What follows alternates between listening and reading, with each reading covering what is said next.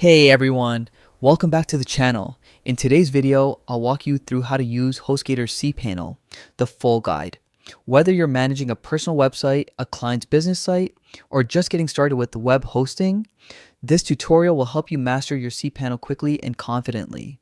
By the end of this video, you'll know exactly how to log in, access your website's backend, and use all the important tools inside HostGator cPanel.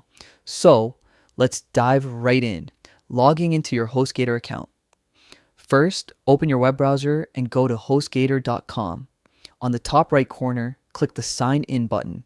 You'll see a login screen. Just enter your registered email and password. If you've already created your account, you'll be taken straight to your HostGator dashboard. This is your main control panel where you can manage hosting, billing, and other settings in one place. Navigating to your website settings. Once you're inside, look at the left-hand panel.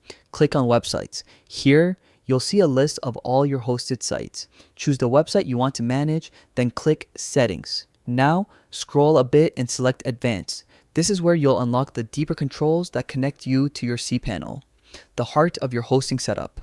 Accessing cPanel, inside the Advanced tab, find and click the cPanel option. This will open up the cPanel dashboard, which is a powerful backend interface that gives you total control over your website. Think of cPanel as your website's control room. Everything from files to emails to databases can be managed right here. Exploring key tools inside cPanel, once you're in, you'll notice several sections, each designed for a specific purpose. Email. Accounts. Create and manage custom email addresses for your domain, like info@yourdomain.com. Domains. Add new domains or manage subdomains and redirects. File Manager. Access, upload, or edit your website files directly from the browser. No FTP needed. Databases. Use MySQL databases to manage the backend of your website, especially if you're using WordPress. Metrics.